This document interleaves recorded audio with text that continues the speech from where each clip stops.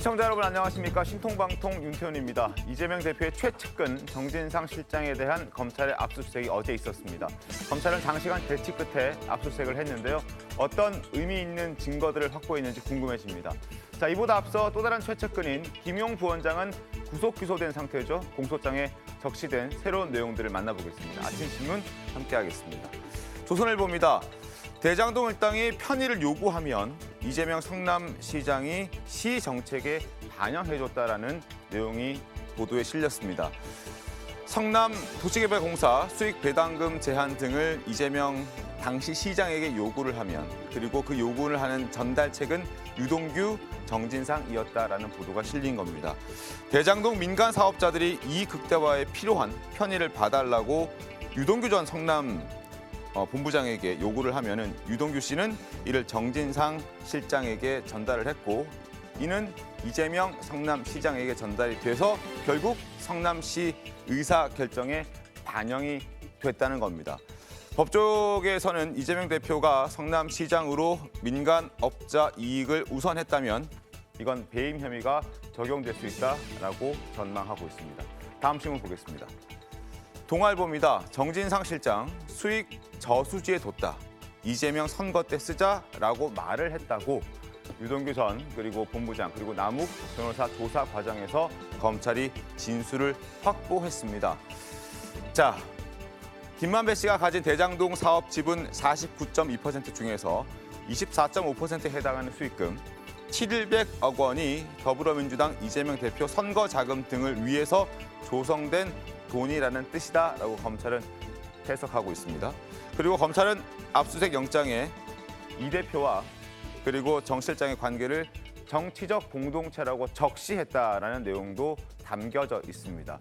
정진상 실장도 조만간 소환 조사될 예정으로 우리가 전망을 하고 있는데 정 실장에 대한 수사가 이재명 대표에게 가기 위한 마지막 단계라는 평가도 있습니다. 한번 지켜보고 잠시 후에 자세히 따져보겠습니다. 세 번째 신문은 매일경제입니다. 북한이 NLL 넘어 동해 쪽으로 쏜 지대공 미사일 추정 잔해를 끄집어냈습니다. 봤더니 60년 전 소련제 구닥다리였다는 보도가 실렸습니다. 자, 방어 요격용 SA-5 미사일이었는데 북한, 시리아, 이란 등에서 최소 12개 국에서 운용하고 있는 중고도 지대공 미사일이었다. 그리고 1960년대에 개발된 미사일이었다. 왜 이런 미사일, 구닥다리 미사일을 쐈을까라고 좀 살펴봤더니 북한이 대남 위협 효과를 챙기는 동시에 한국군이 잔해물을 인양해서 미사일 전력이 노출되는 것을 방지하고자 구닥다리 1960년대에 만들어진 미사일을 쐈을 것이다라는 관측도 있고요. 그리고 또 하나는 유례 없이 빈번한 미사일 도발을 강행하는 이 북한이 한정된 미사일 전력을 좀 아끼기 위해서 이렇게 오래된 미사일을 쐈다라는 관측도 나오고 있습니다. 마지막 신문 한겨레 신문 보겠습니다. 자, 앤디 김 26년 만에 한국계 3선 주인공이 됐다라는 보도가 실렸습니다. 지금 미국에서는 중간 선거 개표가 한창 진행 중이죠. 재선과 3선에 도전한 한국계 하원 의원들 후보들이 모두 당선될 가능성이 높아 보입니다. 이 중에서도 특히 앤디 김은 26년 만에 한국계 3선의 주인공이 됐습니다. 앤디 김 이전에는 한국의 3선 의원은 1996년 김창준 전 의원이었다고 합니다. 지금까지 아침 신문 살펴봤고요. 패널들 소개해드리겠습니다. 자, 반갑습니다. 네, 안녕하세요. 자, 패널들 소개해드렸고요. 그리고 오늘 첫 소식은 급박하게 진행되고 있는 이재명 대표 최측근에 대한 어떤 수사 소식으로 시작해볼까 합니다. 검찰이 김용 부원장을 기소한 지 하루 만에 또 다른 최측근 정진상 실장에 대한 강제 수사에 착수했습니다. 정진상 실장은 이재명 대표와 27년을 함께한 최측근 중 최측근으로 꼽히는 인물입니다. 자, 검찰의 칼날이 이제 이재명 대표의 턱밑까지 왔다라는 평가도 함께 나오고 있습니다. 일단 영상부터 만나보겠습니다.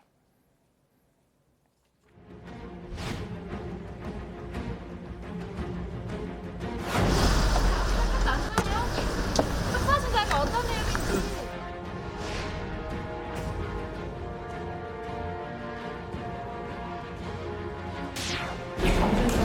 실장까지 갑자기 들어오고 있는데 이제 한 말씀을 부탁드립니다.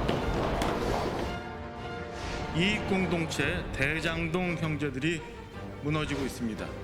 누구를 위해 조성하고 사용했는지 그 실체가 이제 곧 밝혀질 것입니다.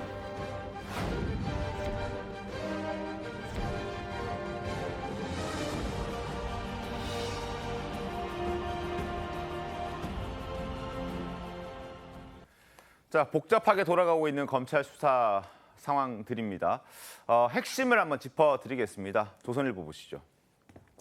실체에 다가서는 대장동 그분 의혹. 바로 이 그분을 찾아내는 것이 이번 검찰 수사의 핵심입니다. 지난해 대장동 사건 수사 초반에 김만배 씨가 다른 대장동 일당에게 천화동인 1호와 관련해서 절반은 그분 것이라고 말했던 것은 아마 녹취록을 통해서 많은 분들 알고 계실 겁니다. 그리고 아직 이 검찰이 밝힌 그분은 명확하게 드러나 있지는 않습니다. 다만 김만배 씨와 유동규 전 본부장, 김용 부원장, 정진상 실장 등이 서로 형 동생하는 사이다. 그리고 이 중에서 연장자는 김만배 씨다. 이런 관계로 봤을 때 김만배 씨가 지칭했던 그분은 이들보다는 아마 윗선, 적어도 나이는 많을 것이다라는 얘기를 하고 있습니다. 그래서 지금 대장동 개발 역시 성남시가 추진한 것이고, 그리고 당시 성남시장은 이재명 대표였다는 점을 지적하면서 혹시 그분이 이재명 대표가 아닐까라는 부분에서는 의심을 계속 하고 있는 그런 상황입니다. 대장동 그분 논란, 지난 대선 때 뜨겁게 달궜던 이슈이기도 합니다. 당시 어땠는지 대선 때로 잠시 돌아가 보겠습니다. 천화동 1호 절반은 뭐 그분 것 이런 말에 대해서는 그분이 누구예요? 그 천화동인 1호는 의심할 여지 없이 그 화천대유 소속이고, 화천대유는 제 개인 법인입니다. 없을 때는 나란히도 욕한다고 그냥 이재명 이렇게 불러버리고 말지 그분이라는 표현을 하는 게 상식적으로 좀 이상합니다. 유동규 씨가 지금 김만배 씨보다 5살 아래거든요. 후배한테 그분이라고 지칭하십니까? 결국은 칼끝이 이재명 지사를 향해 갈 수밖에 없습니다. 그분은 전혀 없습니다. 그런 분은 없습니다. 제 거 주인은 제가 주인입니다. 모든 것을 설계하고 승인하고 기획한, 그리고 도장을 찍은 우리 이재명 후보가 몸통이라는 것이 이게 명백하게 나오지 않습니까? 본인이 더 녹취록에 더 극렬하게 많이 나오지 않습니까? 여러분이 아무 근거 없이 모든 자료가 그분이 이재명을 가리킨다라고 페북에 써놓고 지금도 가지고 계시죠? 사과하실 생각 없습니까? 전혀 없습니다. 자, 그분을 밝혀내는 게 이번 검찰 수사의 핵심일 겁니다. 아직 정확하게, 명확하게 드러난 것은 아닙니다만 현재로서는 이재명 대표의 최측근 3인방을 가리키고 있는 것 같은데, 이종근 평론가께서는 어떻게 보십니까? 일단 그분 논란을 다시 한번 좀 되새겨보죠. 그분 네. 논란이 어떻게 나왔냐면, 사실 이 대장동 일당이라고 부르는 이 사업하는 사람들이 서로 이해관계가 좀 달랐어요. 네. 예를 들어서 남욱, 정영학, 그다음에 뒤늦게 뛰어든 김만배, 이 세 사람의 이익관계가 다름으로써 어디서부터 이제 그분 논란이 시작됐냐면, 계속 돈을 유동규 측에서 요구하자 네. 남욱과 정영학 측에서 김만배에게 아니 천화동인 1호에 수익금이 1,208억이나 되는데 그 돈에서 내라. 라고 종용을 합니다. 그러자 이제 김만배 씨가 하는 말이 아니 이게 절반은 그분 거 아니냐라고 이야기를 합니다. 내가 낼 수 없다. 당신들이 내라. 그러니까 누군가 돈을 내야 되는데 돈을 전달해야 되는데 그 돈을 누가 내느냐를 갖고 이렇게 다투다가 나온 말이거든요. 네. 근데 그때 당시를 보면 이정수 중앙지검장이 국정감사에 나와서 이렇게 얘기합니다. 그분이 누구냐? 뭐 수사할 때 나오지 않았느냐 했더니 정치인이 아니다.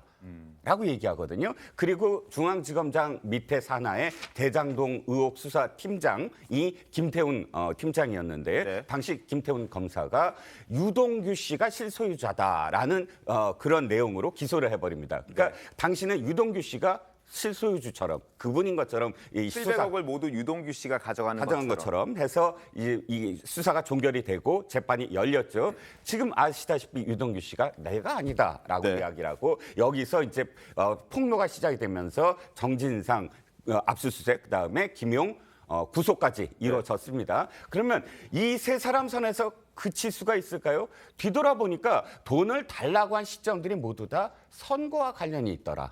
그러니까 뭐 성남시장 선거라든지 혹은 경선이라든지 대선이라든지 누구의 선거? 이재명 당대표의 선거였다. 그러면 이재명 당대표의 선거에 들어갈 돈을, 물론 지금 의혹입니다만, 돈을 과연 정진상, 김용, 유동규 선에서만 알았을까라는 게 이 그분의 핵심적인 어떤 의혹이겠죠.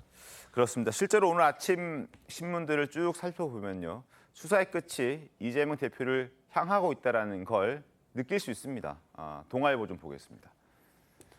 정진상, 수익 저수지에 뒀다. 이재명 선거 때 쓰자라고 얘기를 했죠. 오프닝 때도 제가 잠깐 언급을 해드렸는데 결국 30%의 돈은 김만배 씨가 얘기를 했을 때 정진상 씨한테 편하게 써라라고 얘기를 했고요. 그 편하게 쓰라는 그 돈은 이제 정진상 씨가 그럼 저수지에 둔 것으로 하겠다. 그리고 그 이후에 선거 때 사용을 하면 되겠다라고 진술했다고 검찰이 확보를 한 겁니다. 그렇다면 그 돈은 결국 이재명 대표를 위해서 사용된 돈일 가능성이 굉장히 높고 그래서 검찰은 이 대표와 정 실장의 관계를 정치적 공동체라고 공소장에 적시를 압수수색 영장에 적시를 했다라고 지금 전해지고 있습니다. 결국 검찰도 조만간 정 실장을 불러서 조사를 할 방침인데 이 대표의 수사도 가능성은 많이 열려 있다라고 볼 수밖에 없을 것 같습니다. 어떻습니까? 저 정치자금 성격의 돈들이 언제 네. 쓰였냐, 언제 뇌물 성격의 돈을 정진상 또는 김용 부원장이 수수를 했느냐 시점을 보면은 더 명확해질 것 같습니다. 네네. 애초에 김용 부원장 구속됐을 때 이 8억 여원이 지난해 4월에서 8월 사이에 수차례 걸쳐서 전달이 됐다 이런 얘기를 하니까 민주당에서는 뭐라고 얘기를 했냐면은 후원금이 엄청 남아 있었기 때문에 그런 돈을 받을 이유가 없다. 네. 그렇게 반박하지 않았습니까? 그런데 이재명 당대표가 경기도 지사 시절에 당 대통령 후보 선거에 출마를 하게 되는데 정작 경기지사를 사퇴한 시점은 지난해 10월 25일입니다. 즉 현직을 가지고 지자체장을 하고 있는 상태에서는 후원금을 모을 수가 없습니다. 예비 후보 등록을 할 수가 없고 네. 후원회 만들 수 없고 따라서 후원금을 모을 수 없어요. 따라서 10월 25일 전에는 어떠한 형태의 후원금도 받을 수 없었다. 그렇다면은 4월에서 8월 사이에 김용이라는 분이 받은 돈의 성격은 뭐냐? 자명해지는 거죠. 그 경선 과정에 쓰일 수밖에 없는 돈이다. 이렇게 추측하는 것이 합리적이지 않을까 이렇게 생각합니다. 알겠습니다. 그리고 진술들을 검찰이 확보한 진술들을 보면 남욱 변호사에게 김용 부원장이 20억 원을 요구하는 시점도 이재명 대표가 대법원에서 파기환송되고 다시 선거에 출마할 수 있는 그런 가능성이 열렸을 때 요구했다라는 얘기도 나오면서 그 시점에 좀 저희가 주의를 좀 드릴 수밖에 없는 그런 상황이기도 했었습니다. 장유미 변호사님. 그런데 지금 현재 수사와 관련해서 가장 객관적인 결과물을 들여다볼 수 있는 건 공소장입니다. 그렇다면 이 김용 민주연구원 부원장의 공소장을 보면은 8억 4,700만 원을 수수했다라고 돼 있죠. 네. 정치자금으로 수수했다라고 돼 있습니다. 그러면서 공소장에 이재명 대표의 경선 대선 자금이라고 이 적시는 했는데 공모관계를 적시하지 못했습니다. 그렇습니다. 이 말인즉슨 네네. 이 넘어야 될 연결고리가 상당히 수사 상황에서 많이 남아있다. 단정짓기 어렵다는 부분이 있고요. 사실 정치자금법 공소유지가 될지도 조금 의문인 부분이 있는데 공소장에 428억 원을 이른바 김용, 뭐 정진상 나눠 갖기로 했다라는 거 아닙니까? 지금 정진상 실장 같은 경우에는 받았다는 돈이 1억 여원입니다. 뇌물조로 특가법상 뇌물로 압수수색 영장에 적시가 됐는데 네. 400억 원이 넘는 돈을 받기로 한 사람이 그것도 3천, 5천 쪽에서 1억 넘는 돈을 뇌물로 받았다?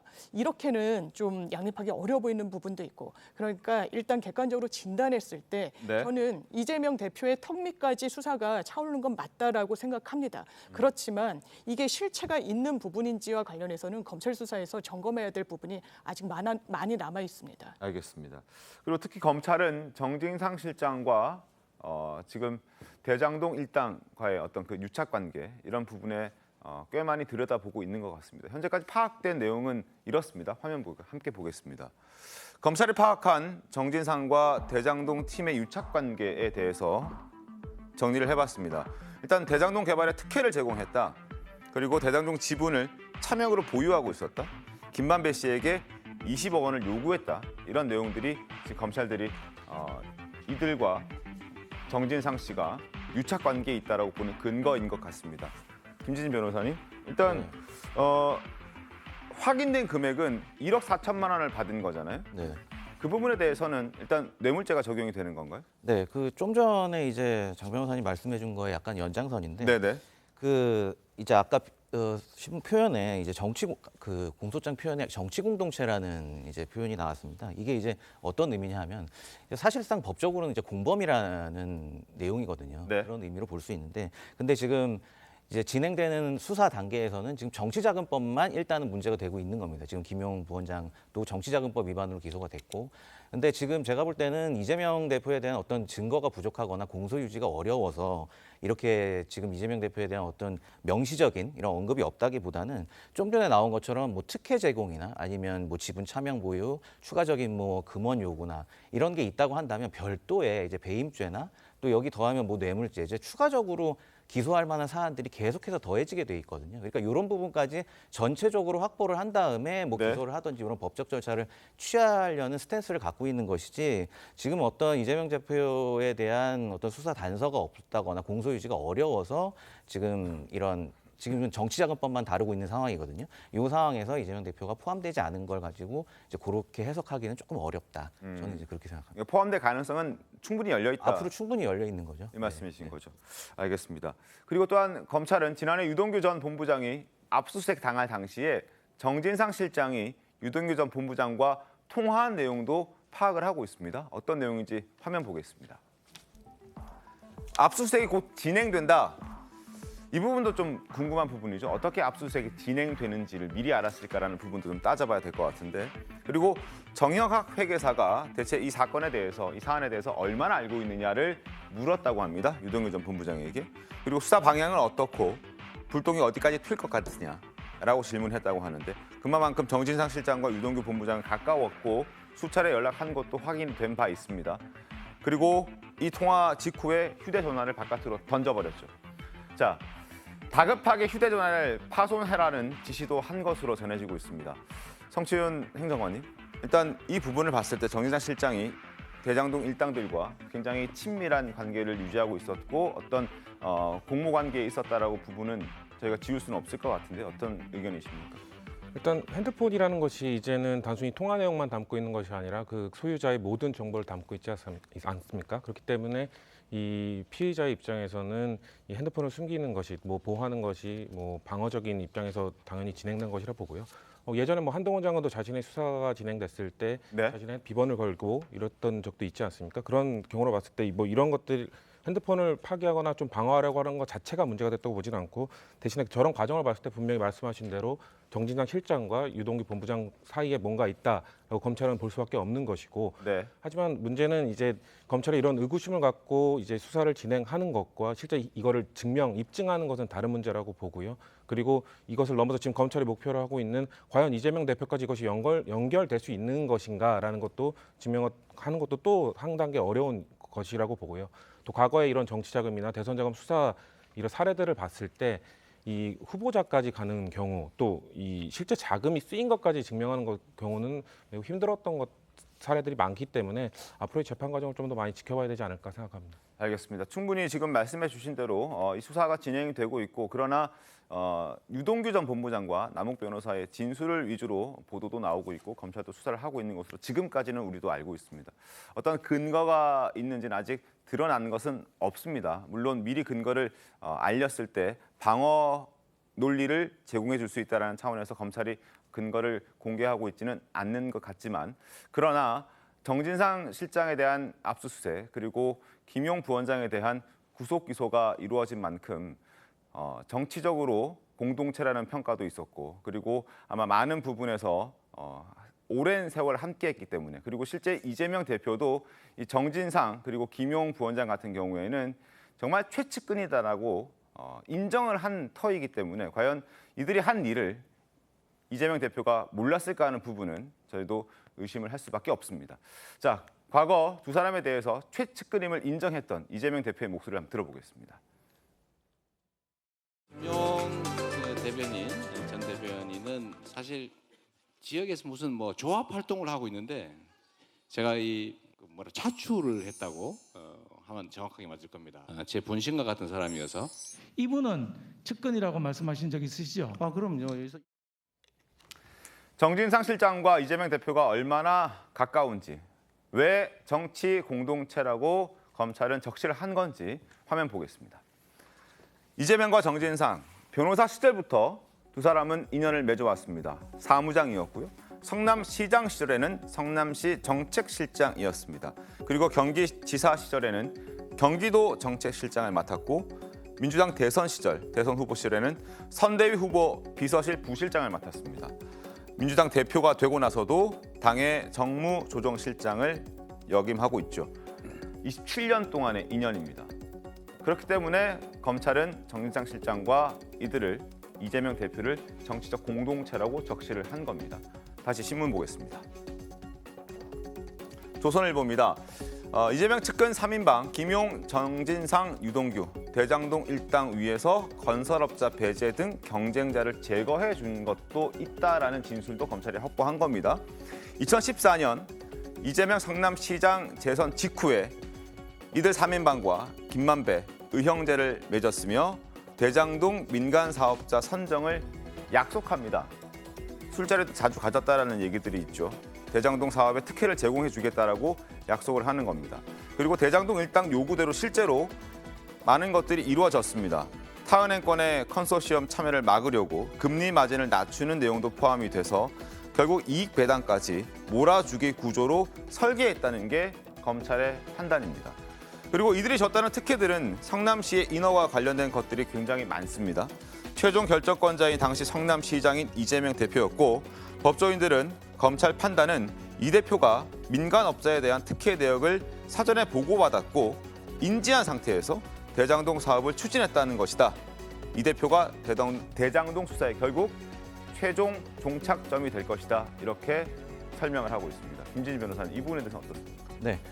이제 특혜라는 단어, 이거는 결국 이제 대가성을 파고들기 시작했다는 의미고요. 이렇게 판단하시면 될 것 같고, 이제 기존의 정치자금법, 지금 김용 부원장이 구속 기소된 정치자금법은 정치자금을 어떻게 형성하냐, 그러니까 네. 정치자금을 투명하게 형성해서 우리나라 민주정치, 정치 문화를 개선한다, 이런 이제 법의를 갖고 있는 거고, 그거랑 별도로 이제는 그거에 더해서 어떤 대가성이 발견된다 그러면 이제 뇌물죄, 또 액수에 따라서 특가법이 적용되는 뇌물죄로 갈 수 있는 거고요. 또 추가적으로 아까 얘기가 좀 나왔지만 배임죄. 이 배임죄 관련해서도 일반 시청자분들이 많이 이제 궁금하실 수가 있는데, 쉽게 말씀드리면 배신죄입니다. 어디를 배신했냐면 본인이 몸담고 있는 조직, 그러니까 이재명 대표라고 한다면 과거 이제 성남시장이니까 성남시의 어떤 이익을 배신해서 이제 다른 사적인 이익을 위해서 딴 사람한테 특혜를 줬다. 이런 게 이제 배임죄에 해당하는 거니까 지금 결국 특혜 의혹이 이제 불거진다는 건 이 대가성을 중심으로 해서 다른 이제 법 조항들을 적용하기 시작하겠다. 이런 의미로 받아들이시면 좋을 것 같습니다. 알겠습니다. 자, 우리가 좀 가정을 했을 때 이재명 대표가 과연 알았을까? 알았어야 이게 배임죄도 형성이 되고 모든 게 형성되는 거 아니겠습니까? 만약에 몰랐을 경우를 한번 가정해 보죠. 정진상 실장과 김용 부원장이 자기들끼리 알아서 일을 처리해 놓고 그냥 이렇게 시행되게끔 이재명 대표 몰래 일을 처리했다, 이렇게 볼 수 있을까요? 그것이 이제 그 이재명 당대표와 그의 부인 김혜경 여사의 법인카드와 똑같은 논리입니다. 법인카드를 쓰긴 썼는데 네. 김혜경 여사가 직접 안 썼죠. 그런데 모두 다 배모 씨가 네. 직접 한 것으로만 돼 있는데, 사실상 국민들이 바라봤을 때 그 모든 이익은 누가 취했죠? 당연히 당대표와 그다음에 김혜경 여사가 취하지 않았습니까? 그러면 그것을 모르게 했다라는 것을 아직도 의혹을 갖는 것처럼 이 지금 대장동과 관련돼서도 네. 그 모든 이익이 누구한테 갔을까? 과연 한 1,208억 원 중에 나머지 700억 원이지만 공통비 빼고 네, 400억 경비 원과 빼고. 관련된 어떤 돈이 과연 이 세 사람이 그 돈을 위해서 뭉쳤고, 그래서 이재명 시장의 눈과 귀를 가리고 이 토건적이라고 표현되는 남욱 뭐 이런 변호사들은 사실 그 훨씬 이전부터 이재명 시장이 시장으로 당선되기 이전부터 이 성남시와 일대에 그 토건적으로 불렸던 그런 시행업자들이거든요. 그러니까 이재명 시장이 계속 주장했던 게 그런 토건적들을 배제하고 공공의 수익으로 뭐 넘기려고 했다라고 하지만 들여다보면 어쨌든 구악들과 손을 잡은 것처럼 지금 돼 있는 어떤 상황입니다. 그러면 그 모든 것들을 이재명 시장을 모르게 했다라고 할 수가 있느냐. 그런데 지금 결정적인 건 뭐냐면 2021년 4월 달부터 8월입니다. 이재명 시장 당대표가 지금까지 주장했던 건 뭐냐면 그 일당들은 나하고 거의 원수다. 내가 환수할 그러니까 이익을 다 회수했기 때문에 뭐 공산당이라 불리는 그런 관계인데 내가 어떻게 그 사람들을 봐줄 수가 있느냐라는 거거든요. 그런데 문제는 2014년, 2015년, 2016년이 아니라 2021년에 이들은 유동규 씨에게 돈을 갑작스럽게 전달했고 그 전달한 돈이 김용 씨나 혹은 정진상 씨한테 갔다는 지금 의혹 아닙니까? 2021년이라고 한다면 선거와 관련된 것밖에 이해가 되지 아니한 것이고 어떤 대가가 전혀 없는 상황에서 그렇게 할 수가 있느냐라는 것이고 유동규 씨를 한번 바라보면 유동규 씨가 선에서 대가를 뭔가 줄 수 있는 위치가 아니었거든요. 2020년 12월에 유동규 씨가 경기도 관광공사를 그만둡니다. 그러니까 그 당시에는 아무렇지기도 없는 상황이었어요. 근데 아무도 지기도 없는 사람한테 8억 4천만 원을 그냥 갑작스럽게 돈을 화급하게 모아서 그렇게 나눠서 준다? 이게 불가능한 상황이라고 본다면 충분히 대가성이 있었고 대가는 선거와 관련됐다라는 겁니다. 그래서 이 모든 이익은 이 모든 이익은 이재명 당대표의 선거와 관련된 일이 아니겠느냐라는 것입니다. 장윤 변호사는 어떤 의견이십니까? 지금 논의가 좀 혼재돼서 전개가 되고 있는 부분이 있는데요. 일단 정치자금법은 일단 이재명 대표를 경유하는지를 한번 봐야 되는 부분이 있고요. 아까 성 행정관님이 지적해 주셨지만 역대 사례를 보면 이회창 전 대표 마찬가지였습니다. 처벌받지 않았잖아요. 왜 아랫선에서 했다고 이야기했기 때문입니다. 그리고 지금 업무상 배임과 관련해서도 큰 틀에서 들여다볼 지점은 그렇다면 일부러 민간업자에게 흘러가도록 고의적으로 설계를 했느냐 여부일 겁니다. 그런데 실제로 그 당시에 성남시 의회에 다수석을 점하고 있었던 건 국민의힘의 전신이었습니다. 아예 100% 민간 개발로 하자라고 했었죠. 그 부분을 성남시장이 제지한 겁니다. 그래서 성남시로 흘러간 이 이익 배분액도 상당합니다. 이런 일련의 과정을 봤을 때 설계 자체가 업무상 배임이다. 이걸로 사실 형사처벌까지 간 전례를 찾기가 어려울 정도로 좀 무리한 수사인 점을 굳이 거론하지 않으셔도 이 속도나 방향을 보면 그런 점이 고스란히 노정이 된다라고 보여지는 부분이 분명히 있고 이 얘기가 처음 나오는 게 아니지 않습니까? 지금 대장동 일당의 업무상 배임과 관련한 재판은 구분응선을 넘고 있습니다. 그렇다면 진작에 기소를 했어야죠. 관련자들 문제가 있었다면. 지금 나오는 이야기를 보면 이 공소유지가 제대로 안 될 가능성이 매우 높다라는 겁니다. 그렇다면 검찰이 왜 구면 전환을 이 시점에 하고 있는지 거기에 대해서도 답변할 의무가 있다고 생각합니다. 제가 이 시점에서 한마디 덧붙여야 되겠어요. 그 민주당이 이런 비리성 의혹을 자꾸 정치로 덮으려고 하는 무리수를 두고 있는 겁니다. 자, 일단 이회창 전 총재 말씀을 하셨는데 처벌 여부와 관계없이 당시에 이회창 전 총재는 본인의 책임을 인정을 했어요. 진솔하게 사과를 했단 말이죠. 지금 이재명 대표의 태도와는 전혀 다르다 이 말씀을 드리고 이게 뭐 왜 이렇게 빨리 수사를 하느냐, 야당 대표에게 왜 이러냐 하지만 이것은 민주당 전체가 아니라 이재명 대표와 그 측근 몇몇과 관련된 그냥 비리예요. 이거를 당 전체의 일로 자꾸만 바꿔서 정치 공세하는 것이 민주당에게 이익이 되지 않는다. 그리고 이 모든 증거가 이재명 대표 쪽으로 향하고 있지 않습니까? 이재명 대표가 얘기한 본인을 원수처럼 생각한다는 사람들이 본인이 최측근이라고 인정한 사람들에게 돈을 줍니다. 이 상황을 국민들께서 어떻게 판단하시겠어요? 그리고 이걸 몰랐다? 그러면 이재명 당시 지사나 시장 왜 그 자리에 계셨는지 한번 판단해 보시길 바랍니다. 알겠습니다. 일단 이재명 대표는 말을 아끼고 있습니다. 언제까지 말을 아낄 수 있을지도 한번 지켜볼 대목인 것 같은데 일단 이재명 대표의 목소리 한번 들어보겠습니다.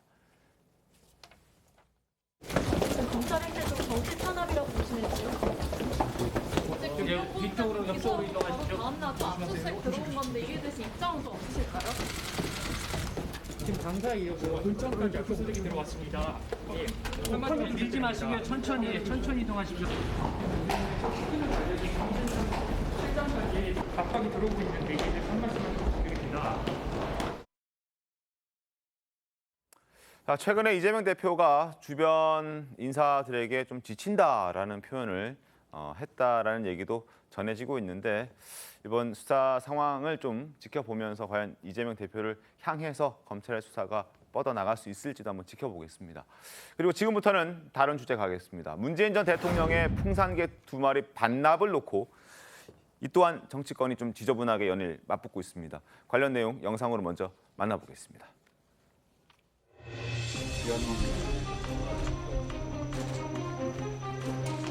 이놈이 송광이라는 거예요. 이름이.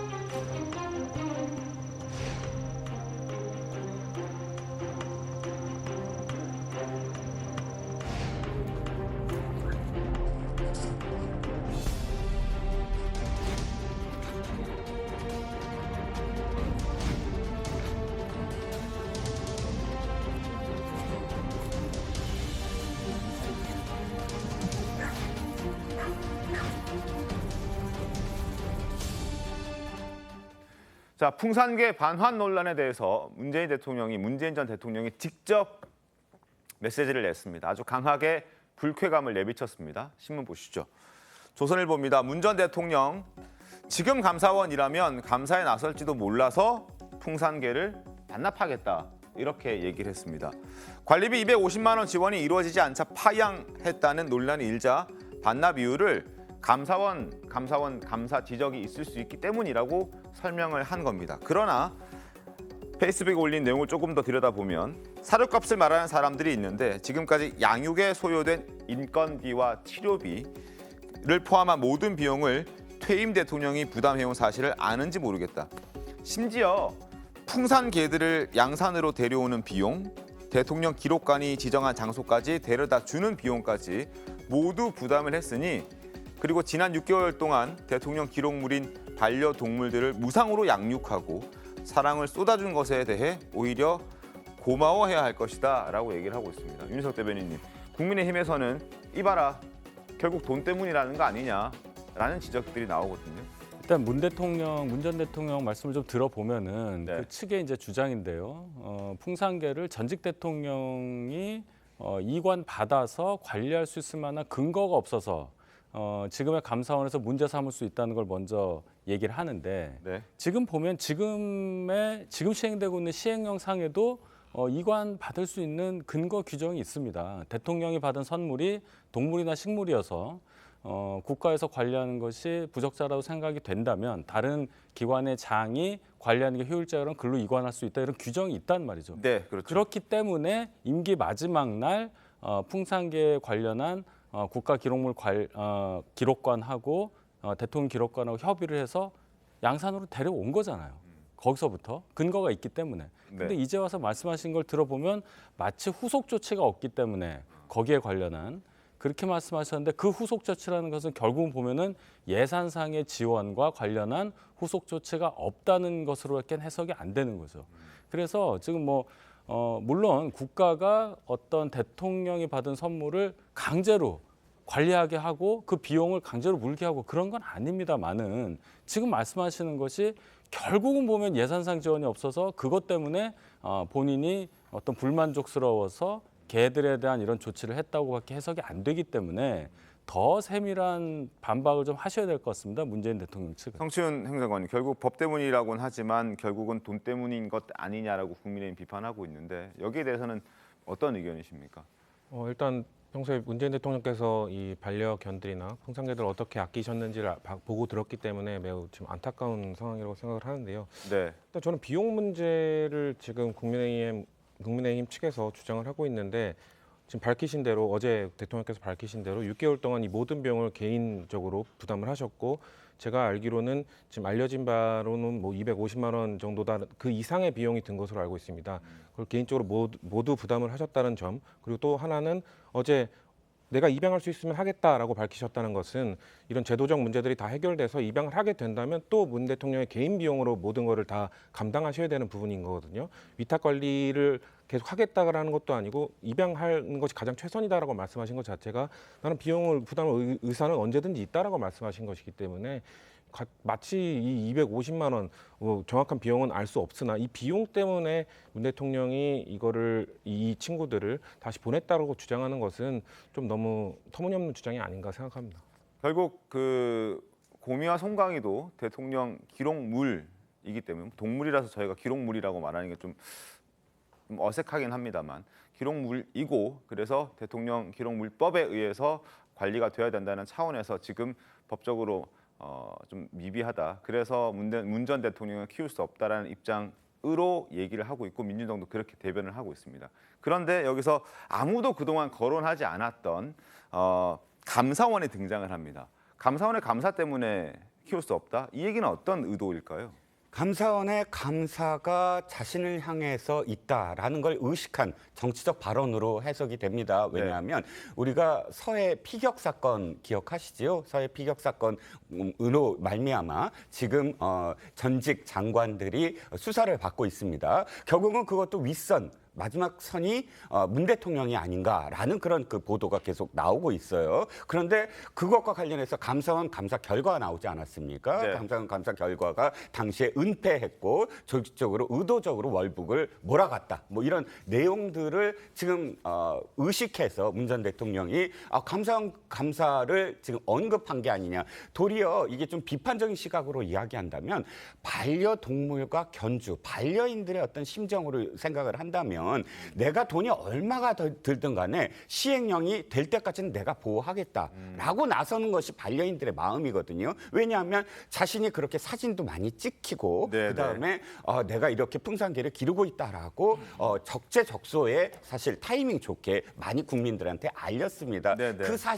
그 사진이 진짜 진실이라면 사실 그 어떤 누가 법대로 하세요라고 이야기하더라도 법을 빨리 만들어 주세요. 제가 법을 어기면서까지라도 이 동물들은 내가 정말 애정을 다해서 키웠습니다라고 이야기했을 때 어떤 국민도 그것을 반대하지 않을 거라고 저는 생각을 합니다. 그런데 굳이 자신을 향한 어떤 여러 가지 감사원 감사 결과까지 이렇게 끝에 사족으로 붙이면서까지 이야기를 한다는 건 이건 다분히 정치적인 어떤 의도로 익힐 수밖에 없다는 겁니다. 이게 일반 개라면 당연히 그럴 겁니다. 일반 개가 아닙니다. 국가 소유물입니다. 네네. 지금 근거 법령이 있다라고 하셨지만 이 시행령이 만들어진 게 3월 말이었습니다. 올해. 그러니까 이 양산 4조로 데려갈 때는 근거 규정이 없었고요. 윤석열 대통령이 뭐 위탁으로 하면서 부탁을 했기에 탔던 겁니다. 어떻게 보면 선의였다라고 볼 수 있습니다. 잠깐만 그 부분은 위탁과 관련해서는 3월 만에 이미 시행령이 만들어졌다. 그렇습니다. 다만 그러면 관리하는 차원에서의 어떤 그 금전적인 부분은 아직 미비하다. 그렇지 않습니다. 왜냐하면 여기에 시행령을 보면 공공기관장이 맡을 수 있다라는 네네. 여지를 열어놨습니다. 그렇다면 기본적으로 법조인 사이에서도 전직 대통령을 기관장이라고 볼 수 있을 것인가에 대해서는 해석이 엇갈리는 부분이 있고요. 나아가서 법제처에서는 이게 대통령 기록물 관리에 관한 법률 시행령에는 규정이 돼 있지만 모법인 이 법률 자체에는 개인이 위탁받아서 관리를 할 수 있는 규정이 없기 때문에 시행령 자체의 효력에 대해서는 좀 마침표를 찍어주기가 어렵다라고 이야기를 하고 있습니다. 근거 규정이 없는 겁니다. 그런 상황에서 어떻게 처리를 하라고 이야기할 수 있는 것인지 그 부분에 대해서는 국무회의에서 의결해가지고 빨리 마침표를 찍어줬어야 되는 거 아닙니까? 자, 그 대목에서 제가 하나 더 문재인 대통령과 관련된 이야기를 한번 해보죠. 지금 고미와 송강이가 풍산개 2마리 김정은에게 선물 받은 겁니다. 그런데 그 2마리가 낳은 새끼들이 6마리가 있었어요. 2019년도에 그 6마리를 전부 다 분양합니다. 근데 그때는 이 시행령이 없었던 시절이에요. 근데 없었던 시절인데 어떻게 분양을 합니까? 대통령 기록물인데 그 새끼가 기록물이라고 잠깐만요. 새끼라고 표현하는 부분이 약간 욕설로 들릴 수 있기 때문에 강아지라고 정정하시죠. 그 강아지들 6마리를 그렇게 분양을 합니다. 그럼 시행령 이전에도 분양을 한 사례가 있는 거예요. 타 기관에. 그렇고요.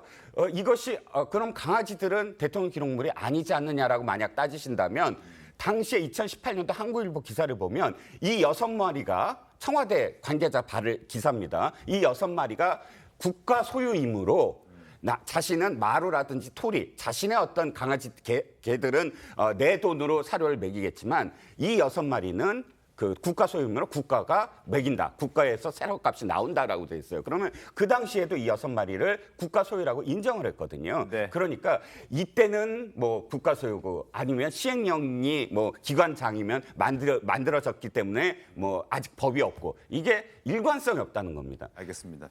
법적으로 저희가 얘기를 뭐 변호사 두 분 계시니까 뭐 구체적으로 여쭤볼 테지만 그 전에 시행령이 어떻게 돼 있는지는 제가 한번 짚어드리겠습니다. 화면 보시죠. 대통령 기록물 관리에 관한 법률 시행령입니다. 제6조 3 대통령 선물의 관리.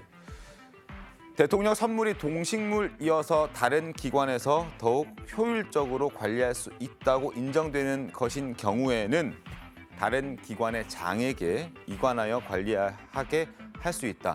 지난 3월에 신설된 겁니다. 이게 풍산계 때문에 만들어진 겁니다. 그리고 다른 기관의 장도 대통령이 퇴임을 하고 나서 이제 거처를 마련해서 그곳에도 비서관이라든지 보좌진이라든지 여러 사람들을 거느리고 있기 때문에 그것 또한 어떤 기관이라고 볼 수 있고 그 기관의 장은 퇴임 대통령이다라고 해석할 수 있는 여지도 있다라는 얘기를 하는 분들도 계십니다. 자, 두 번째. 그렇다면 논란이 되는 건 바로 이 부분인데요. 대통령이 받은 선물 중 동식물을 기관 또는 개인에게 위탁하고 관리에 필요한 물품 및 비용을 지원할 수 있도록 한다. 이게 이제 지난 6월 달에 입법 예고가 됐었는데 국무회의를 통과하지 못한 겁니다. 이것 때문에 지금 논란이 되고 있다라고 볼 수밖에 없는데 어떻습니까? 해석을 어떻게 해야 됩니까, 김지진 변호사님? 네, 뭐 일단은 제가 볼 때는 이제 문재인 전 대통령이 말씀하신 요 내용들 조목조목 반박을 하셨는데 이 내용이 뭐 일견 일리는 있습니다. 그러니까 일종의 뭐 위탁 관계였고 여기에 대한 그러니까 거기다가 약간 호의성이 있었으니까 여기에 대한 또 비용도 어느 정도 지원받아야 된다. 뭐 그 부분은 어느 정도 일리는 있는데 제가 드리고 싶은 말씀은 이 강아지. 소위 뭐 요즘 동물복지법, 동물 또 더군다나 또 문재인 전 대통령께서는 굉장히 또 애견을 사랑하시는 이런 분으로 유명한데 이 강아지의 입장에서 아무도 얘기하는 분이 없어요. 솔직히 이 강아지 입장에서 보면 그냥 태어났을 때부터 밥 주고 잘 길러왔던 뭐 주인이라고 하면 주인이고 주인이라고 생각하겠죠. 주인이 그냥 갑자기 어느 날 하루아침에 갑자기 바뀌는 거거든요. 좋게 얘기해서 바뀌는 거고 뭐 좀 버림받는다고 볼 수 있는데 그러면 이 강아지한테 나 지금 너하고는 너 주인이 아니고 우리 위탁 관계야. 이런 위탁 관계니까 비용을 안 받으면 너는 내가 더 이상 기를 수 없어. 이런 논리적인 어떤 설명을 통해서 해결한다는 게 사실 이 강아지 입장에서 동물 복지 입장에서 과연 맞나? 저는 그 점을 하나 지적하고 싶고 또 하나는 그 문재인 전 대통령의 워딩 중에 그 고마워해야 한다는 그 워딩이 있어요.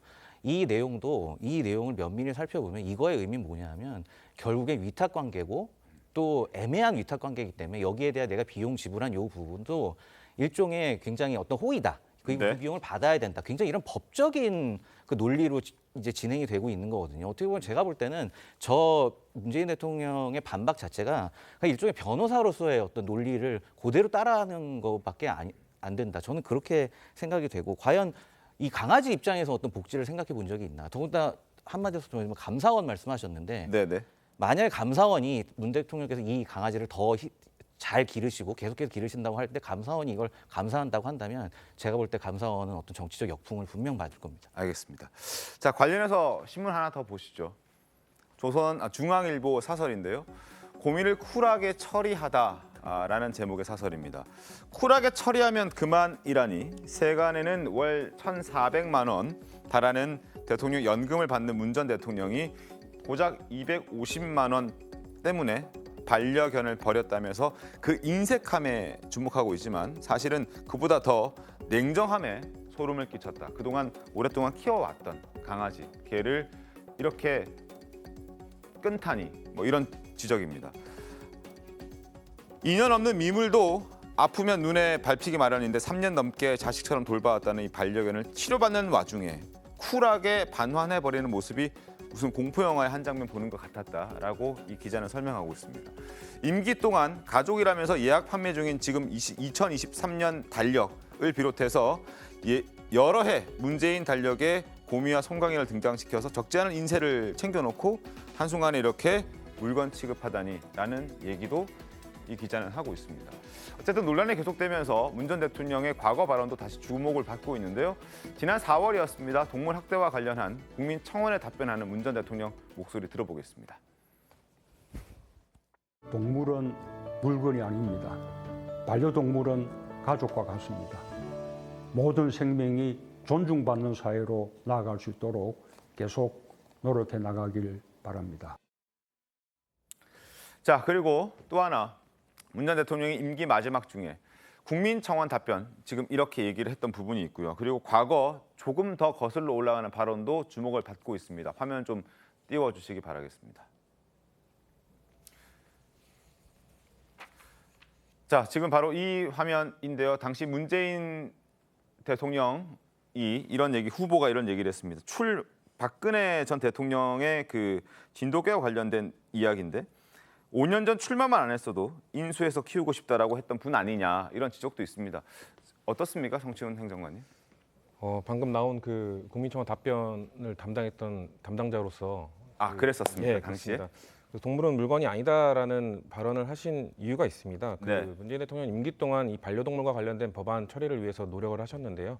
반려동물 학대 사건이 최근에 많이 발생하고 있는데 네. 학대자들을 위한 처벌 강화를 위한 그 법 개정도 2번이나 추진하셨고 또 이 동물은 물건이 아니다라는 것을 민법에 넣기 위해서 이 법무부가 민법 개정안을 발의한 바 있습니다. 지금 국회에 계류돼 있어서 통과는 안 되고 있지만 그런 것들을 봤을 때 문재인 대통령은 5년 동안 이 반려동물에 대한 사랑과 애정을 이 법으로서 보호하기 위해서 추진하셨던 분이기 때문에 지금의 발언과 행동과 대비되는 것이 아니라 오히려 저는 과거의 그 5년의 행적들을 봤을 때 이분의 진정성은 의심해서는 안 된다라는 입장을 갖고 있기 때문에 더 안타깝게 지금 이 상황을 보고 있습니다. 알겠습니다. 그리고 입양이 가능하면 또 입양도 하겠다 이렇게 얘기를 하고 있는 그런 상황인데 일각에서는 파향해놓고 그리고 반환해놓고 다시 입양하는 게 무슨 의미가 있냐라는 지적들도 적지는 않은 것 같습니다. 계속해서 상황을 좀 지켜보겠고 결국 풍산개는 반환이 됐고요. 또 다른 곳에 거처를 마련하고 지내야 합니다. 과연 어떤 곳이 될지도 많은 사람들의 관심이 집중되고 있습니다. 동물원에 간다는 얘기도 있고요. 또 대통령실에서 또 관저에서 기르면 어떻겠느냐라는 그런 아이디어도 제시가 됐다고 하는데 어제 나왔던 목소리 한번 들어보겠습니다. 윤석열 대통령께서는 아이와 동물을 몹시 사랑한 걸 저는 압니다. 혹시 이 풍산개들을 맡아서 키울 의향이 있으신지 거기에 대해서 들은 바가 있으신지 말씀. 윤 대통령님은 지금 개가 5마리 그리고 또 고양이도 한 4마리 그렇게 키우셔서 거의 집이 아마 다 차신 모양입니다. 강아지가 다 찼기 때문에 애완견을 더 드리기는 좀 어려운 그런 상황인 것 같습니다. 지금 한 10마리 정도 키우시는 것 같습니다. 자, 김대기 비서실장의 설명은 지금 이미 애완견, 애완묘들이 너무 많다. 그래서 추가로 풍산개를 드리기에는 좀 공간이 부족할 것이다라고 얘기를 하면서 이제 선긋기를 조심스럽게 하고 있는 것 같습니다. 윤석 대변인 보셨을 때는 어떻습니까? 물리적으로 이제 개하고 고양이가 너무 많아서 더 수용할 수가 없다, 더 키울 수가 없다는 얘기를 대통령이 한 게 아니라 비서실장이 하셨잖아요. 네. 만약에 대통령께서 뭐 더 할 수 있다고 하시면 그럴 수도 있겠죠. 근데 이게 이제 그냥 개가 아니고 문재인 대통령이 선물로 받았던 개를 키우다가 지금 반환을 한 뭐 법적, 정치적 문제로 인해서 그걸 현직 대통령이 또 이어받아서 키운다는 것이 정치적으로 좀 많은 오해와 갈등을 불러일으킬 소지가 있어 보여요. 그런 차원에서 아마 김대기 실장이 선을 그으신 거 아닌가 이렇게 생각합니다. 알겠습니다. 대통령의 입장은 어떤지 아직 입장이 구체적으로 나온 건 없는데요. 나오게 된다면 또 전해드리도록 하겠습니다. 자, 다음 주제 가겠습니다. 민주당 대변인이죠. 김의겸 의원 얘기인데 연일 논란을 일으키고 있습니다. 자격 시비까지 일고 있다고 하는데 지난 8일 주한 EU 대사가 이재명 대표를 면담했습니다. 그 이후에 김의겸 의원은 대변인 자격으로 비공개 면담 내용을 발표했습니다. 근데 그 과정에서 문제가 발생했습니다. 하지도 않았던 얘기를 한 겁니다. 한 것처럼. 자, 당시 모습과 김의겸 의원의 문제 발언까지 영상으로 확인하겠습니다. 한반도에도 군사적 긴장이 점차 높아지고 있고 항구적이고 또 안정적인 평화 체제 구축이라고 하는 게 매우 중요한데 And therefore the escalations and illegal actions that we see with the missile launches by DPRK, but it is also about climate action. You mentioned it. It's about trade, WTO principles. 북한이 도발 수위를 높여가고 있는데 현재 윤석열 정부에서는 대화 채널이 없어서 대응하는 데 한계가 있는 것 같다. 김대중 노무현 대통령 때는 긴장이 고조가 돼도 대화 채널이 있었기에 교류를 통해서 해결책을 찾을 수 있었는데 지금은 그렇지 않다. 방금 한 얘기가 없던 얘기를 했다는 겁니다. 지적이 나왔습니다. 조선일보 보시죠. 이재명 대표와 비공개 면담, 거짓 브리핑을 했다라는 지적입니다. 방금 들으신 얘기, DJ와 노 정부 때는 북과 채널이 있었는데 지금 현재 윤 정부는 대응하는 채널이 없다라고 하지도 않은 주한 EU 대사가 하지도 않은 얘기를 대변인이 한 겁니다. EU 대사도 비판했습니다. 우리 정부에도, 우리 정부 측에도 해명을 한 거죠. 나 그런 말 한 적 없다. 그렇게 말할 이유도 없고 그렇게 말할 근거도 없었다. 그런데 이걸 왜곡해서 인용되고 잘못 미스유즈드 앤 트위스티드 완전 틀어버렸다라는 얘기죠. 하지도 않은 얘기를 지금 김의겸 대변인이 했다는 겁니다. 그런데 여기서 더 놀라는 김의겸 대변인이 하루 종일 가만히 있다가 어제 오전까지만 해도 아무 일 없다는 듯 취재진의 묻는 질문에 답도 하지 않고 있다가 거리를 뒀다가 비판이 내부에서도 일자 결국 어제 오후 4시쯤 3시 49분쯤이었습니다. 민주당의 홈페이지에 입장을 내놨습니다. 과연 이게 적절한 건지 저희가 지금부터 따져볼 텐데 자, 장민 변호사님. 네. 하지도 않은 얘기입니다. 네. 근데 공당의 대변인이 이걸 마치 한 것처럼 얘기할 수 있습니까? 문제가 있죠. 예, 그리고 본인이 하지 않았다라고 사과를 했다는 말은 이런 말이 없었다라는 걸 인정했다라는 거 아니겠습니까? 네. 다만 제 개인적인 의견임을 전제로 말씀을 드리자면 공당의 대변인의 성격이 있고 입회를 했던 거 아닙니까? 그 자리에 같이 있었던 거 아닙니까? 네. 그럼 최소한 이 주한 EU 대사로부터 현재 정부의 어떤 대북 채널 그리고 어떤 대북 관계에 대한 우려의 목소리가 나왔을 수는 있겠다라는 생각이 듭니다. 그런데 이 말을 그냥 기자들에게 가감없이 옮기는 것 자체가 상당히 외교적으로 문제가 될 수 있는 사안이고 이 발언의 당사자로서는 문제 제기를 할 수밖에 없었을 수도 있겠다. 이런 개연성도 좀 열려 있지 않을까라고 개인적으로는 생각해 봅니다. 알겠습니다. 이게 네. 얼마나 심각한 문제인가 하면 그 이제 외교사에서 유명한 사건인데 엠스 전보 사건이라는 게 있습니다. 이게 뭐냐면 예전에 그 독일하고 프랑스 사이에 좀 관계가 안 좋을 때 그 프랑스 대사가 이제 독일의 이제 황제를 면담을 하면서 이제 어떤 대화를 했는데 이걸 당시에 이제 비스마르크가 교묘하게 뉘앙스를 꼬아가지고 언론에 흘린 겁니다. 물론 이것처럼 사실관계 왜곡이 있었던 것도 아니고 약간 뉘앙스만 비틀어서 언론에 제공을 했는데 이게 양국 간 외교 문제로 크게 비화가 돼서 결국엔 독일하고 프랑스 사이에 이제 전쟁이 났던 이런 사건이기 때문에 진짜 이런 거는 절대 있어서는 일이 안 되는 일이고 네. 쉽게 얘기해서 정치적 이익을 위해서라면 그냥 공동체 이익은 약간 안중에도 없는 이런 행동이 아닌가 그런 생각이 듭니다. 알겠습니다. 자, 김의겸 의원이 발표한 입장을 살펴보겠습니다. 처음에는 당의 이름으로 나왔는데 본인의 이름으로 나중에 바꿨다고 합니다. 주한 EU 대사와 이재명 대표 비공개 면담이 있었습니다. 이 자리에서 주한 EU 대사와 이재명 대표는 북한이 도발 수위를 높여가고 있는 상황에서 한반도와 동북아 평화 안보를 위한 대화의 중요성을 강조했습니다. 여기까지 문제가 없습니다. 자, 두 번째 거. 그러나 비공개 면담 후에 브리핑 과정에서 EU 대사께서 말씀하신 내용과 다르게 인용했습니다. 이 대화 중에 과거 정부와 현 정부 대응을 비교하는 대화는 없었습니다. 이렇게 얘기합니다. 혼란을 안겨드린 것에 대해서 EU 대사님께 심심한 사과의 말씀을 드립니다. 왜 EU 대사한테는 사과하고 왜 우리 국민한테 사과 안 하는 겁니까?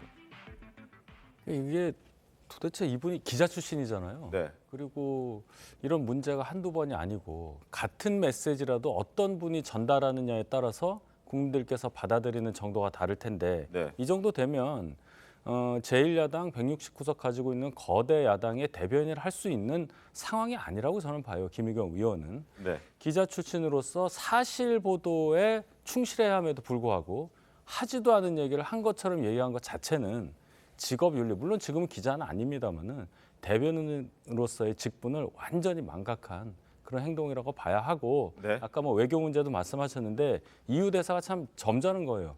이게 만약에 여야 간에 이런 일이 있었다면 무슨 일이 있었겠습니까? 그 정도까지 생각을 하고 민주당에서 알아서 잘 대응하시기를 바랍니다. 알겠습니다. 기자 출신이라는 건 뭐 변하지 않는 사실입니다. 그러나 사실을 크게 중시하지 않는 모습입니다. 최근의 모습을 보면 얼마 전이었죠. 이재정 의원과 한동훈 의원이 악수를 하는 과정에서 또 거짓말을 했던 적이 있습니다. 그 목소리 듣겠습니다. 이재정 의원한테 제가 들은 이야기예요. 한동훈 장관이 와 있더라는 거예요. 그 순간 윤호중 대표가 생각이 났대요. 아, 한동훈 장관을 만나서 밝은 모습을 보이면 안 되겠다. 그래서 피했어요. 엘리베이터 앞으로 갔는데 거기를 한동훈 장관이 쫓아와서 손을 탁 내밀면서 꼭 뵙고 싶었습니다. 라고 악수를 청하더랍니다. 그래서 뭐 어떻게 하겠어요? 웃으면서 악수를 해줬는데 딱 보니까 카메라가 뒤에 이미 와 있더라는 거예요. 제가 제보를 받았습니다. 그날 술자리를 가신 기억이 있으십니까? 윤석열 대통령도 이 청담동의 바에 합류를 했습니다. 저 금방 2km 안에 있었으면 저도 못 걸겠습니다. 저 자리에 제가 왜 저분은 시위했다고 생각하십니까? 없습니다. 근거를 제시하기 위해서 제가 있었다는. 자, 김의겸 의원이 제기한 술자리 의혹, 뭐 진위 여부를 지금 아직 저희가 판단할 수는 없습니다. 좀 따져봐야 될 부분이 분명히 있습니다. 그러나 이 의혹에 등장하는 그 제보자의 전 여자친구, 녹음 파일에 등장하는 그 장본인은 최근에 또 허위 사실을 유튜브에 올린 것 때문에 논란이 되고 있습니다. 신문 보겠습니다. 자신이 첼리스트다. 그래서 영상을 이러저러한 걸 연주하는 영상들을 올렸습니다. 그런데 그 유튜브 연주 영상이 가짜였다는 게 드러났습니다. 자, 어떤 내용들이 있는지 보시죠. 그 영상을 본 반포 아톨 음악 감독은 가세연에 출연해서 A씨가 올린 연주 영상을 봤을 때 한눈에 엉터리라는 걸 알았다. 그가 누군가의 노래를 즉석으로 반주할 수 없는 실력이라고 본인은 생각한다라고 주장을 했고 조선일보와의 통화에서도 지금의 이 생각은 변함이 없다라고 얘기를 합니다. 자, 앞서도 말씀드렸지만 이 사안은 술자리 의혹은 따져봐야 됩니다만 지금 첼리스트가 올린 영상이 가짜라는 건 드러난 것이고 그렇기 때문에 그 이후에 주장되고 있는 또 의혹이 제기되고 있는 부분들에 대해서도 저희가 좀 더 의심이 좀 더 커지는 것 아닌가 하는 생각도 들거든요. 이종훈 평론가 어떻습니까? 일단 지금 배은환 음악 감독이 단순히 주장을 한 것이 아니라 시뮬레이션을 해본 거예요. 실제로 어떤 시뮬레이션을 해봤냐면 인터넷에서 가장 유명한 그런 첼리스트, 줄리어드 나온 우리나라 첼리스트가 한 곡과 그다음에 이 지금 술자리 의혹에 등장한 첼리스트의 곡을 동시에 같이 틀어봤습니다. 네. 똑같은 거예요. 처음부터 끝까지 똑같은 거예요. 그건 불가능하죠. 왜냐하면 연주마다 다 다릅니다. 조금씩이라도 다 다를 수밖에 없어요. 그런데 이 두 사람의 연주가 일치하자 배은환 감독이 그 첼리스트한테 당신 곡이 도용당하고 있다라고 얘기를 합니다. 그러자 그 사람이 그걸 직접 들어보고 인정을 합니다. 이건 내가 한 곡과 똑같다라고 인정을 합니다. 이런 몇 차례의 어떤 그런 이 증거가 있거든요. 그것이 드러나자 지금 이 의혹에 등장한 첼리스트가 그것을 내려버립니다. 내려버리는 행위 자체가 사실은 인정하는 행위로 받아들여질 수밖에 없지 않겠습니까? 그렇죠. 왜냐하면 음악가는 자신의 음악이 생명이에요.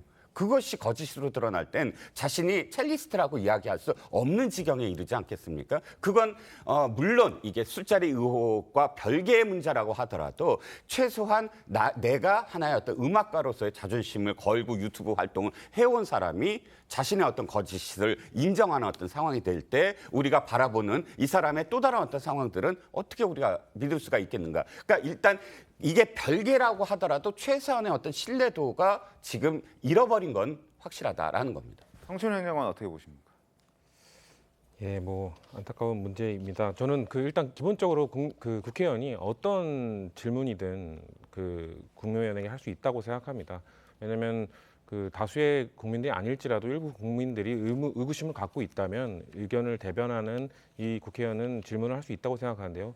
또 특히 김의겸 의원 같은 경우는 조금 적극 지지층이 많은 정당에서 당선이 되셔서 지금 민주당 합류하지 않았습니까? 전 그런 점에서 김의겸 의원이 좀 적극 지지층의 그런 그 의사를 좀 많이 반영했다라고 생각을 하지만 그럼에도 불구하고 국회의원은 일반 의구심만 가는 국민들과는 달라야 합니다, 분명히. 왜냐하면 더 많은 권한을 갖고 있고 더 많은 정보를 접할 수 있고 더 많은 사람을 만날 수 있기 때문에 국민들이 그 원초적인 좀 의구심에서 시작을 했다면 국회의원은 그걸 어느 정도 그래도 검증을 한 이후에 질의를 하는 것이 분명히 필요함에도 좀 기자 출신이심에도 불구하고 좀 그런 것들이 많이 부족하지 않았나라는 안타까움이 좀 있고요. 네. 뭐 한 가지만 더 말씀드리면 민주당 의원들이 이 한동훈 장관에 대해서 너무 민감하게 반응들을 하는 게 있는 것 같습니다. 물론 한동훈 장관의 선 넘는 발언들이나 이런 것들에 대해서는 분명히 지적을 하고 넘어가야 되지만 지금 한동훈 장관의 그 취임 이후 지금까지 상황들을 보면 민주당 의원들이 이 한 장관의 체급을 한 체급 올려주고 있지 않나라는 생각이 들고